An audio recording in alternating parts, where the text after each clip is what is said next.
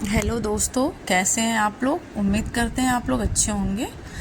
जैसा कि आप लोग को विदित हो रहा है कि ह्वेनसांग जो चीनी यात्री थे उनका एक मेमोरियल हॉल है। ये बिहार के नालंदा ज़िले में नालंदा जो विश्वविद्यालय के खंडहर से 1.5 किलोमीटर या 1.3 किलोमीटर की दूरी पर बनाया गया है। ये हॉल अपने आप में अनुपम है। बहुत यहाँ का शांतिप्रिय वातावरण और ही इस हाल को और मनमोहक बना देता है। जैसा कि आप लोग जानते हैं कि ह्वेनसांग एक चीनी यात्री थे जिन्हें ज्वात्सांग या ह्वेनसांग के नाम से भी जाना जाता है। ये 7वीं सदी में हर्षवर्धन के काल में बौद्ध धर्म के दर्शन के लिए ये हमारे भारत में आए थे।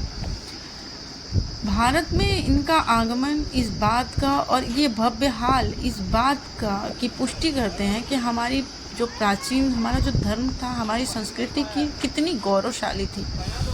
उस समय जिस समय आवागमन के इतने सुलभ साधन नहीं थे, उस समय लोग चीन से हमारी संस्कृति हमारे धर्म को जानने के लिए भारत को गमन करते थे और यहाँ के धर्म ग्रंथों और यहाँ की शिक्षाओं को ग्रहण करके अपने देश में ले जाके उनको प्रचारित करते थे। ह्वेनसांग का भी इसी उसके क्रम से इसी जानकारी भारत में बौद्ध धर्म को जानने के लालसा उत्सुकता के क्रम में वो भारत आए। यहाँ उन्होंने भारत में 15 वर्षों तक भारत में अपना व्यतीत किया। नालंदा विश्वविद्यालय में शिक्षा ग्रहण की, बाद में वहाँ के शिक्षक बने। उनके आने का मुख्य उद्देश्य नालंदा बौद्ध धर्म के प्रमुख ग्रंथों को इकट्ठा करके ले जाना और बौद्ध धर्म की शिक्षाओं को ग्रहण करना था। जवाहरलाल नेहरू द्वारा 1957 में भारत सरकार की ओर से परम पावन दलाई लामा और तिब्बत के पंडित लामा ह्वेनसांग के अवशेष, उनकी जीवनी और इसकी स्मृति में एक हॉल का निर्माण हेतु निधि प्राप्त की थी। इस पहल का उद्देश्य भारत और चीन के बीच सांस्कृतिक संबंधों को निर्माण कार्य बढ़ाना था। इसका निर्माण कार्य 1960 में शुरू हुआ था और 1984 में मेमोरियल हॉल बनके तैयार हो गया था।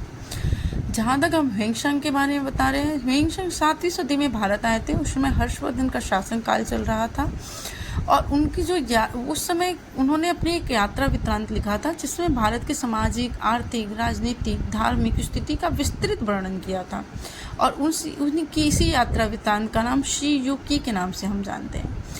बौद्ध धर्म को जानने, इनके महत्वपूर्ण ग्रंथों को अपने साथ ले जाने और चीन में विलुप्त हो रही बौद्ध ग्रंथ को पुनर्जीवित करने के उद्देश्य से ह्वेनसांग भारत में आए थे। नालंदा विश्वविद्यालय में पढ़ाई के दौरान उन्होंने बहुत कुछ यहाँ के बारे में, यहाँ की संस्कृति के बारे में, हमारी शिक्षाओं के बारे में जाना, समझा और उसको अपने व्यक्तित्व में उतारा।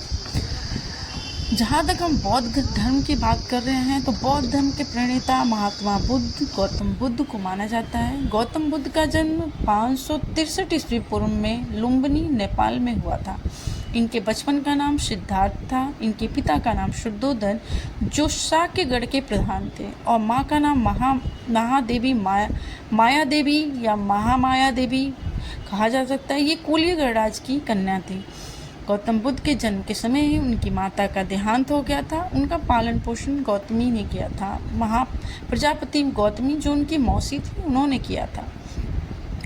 बौद्ध धर्म में त्रिरत्न की बौद्ध धर्म मतलब बुद्ध के शरण में जाओ, धम्म के शरण में जाओ और संघ के शरण में जाओ। बौद्ध धर्म में अष्टांगिक मार्ग की कल्पना की गई है जिसमें सम्यक दृष्टि मतलब वास्तविक स्वरूप की समझ, सम्यक संकल्प, लोभ, द्वेष, हिंसा से मुक्त विचार, सम्यक वाक, अप्रिय वचनों को त्याग देना, सम्यक कर्मांत, सत्य कर्मों का अनुसरण करना, सम्यक आजीव सदाचार युक्त आजीविका, सम्यक व्यायाम, मानसिक और शारीरिक स्वास्थ्य, सम्यक स्मृति, सात्विक भाव और सम्यक समाधि, एकाग्रता की बात कही गई है। बौद्ध धर्म मानवता का धर्म है और ये हमें सिखाता है कि कैसे मानवता की पूजा की जा सकती है, कैसे मानवता की सेवा की जा सकती है और मानवता से बड़ा कोई धर्म नहीं है।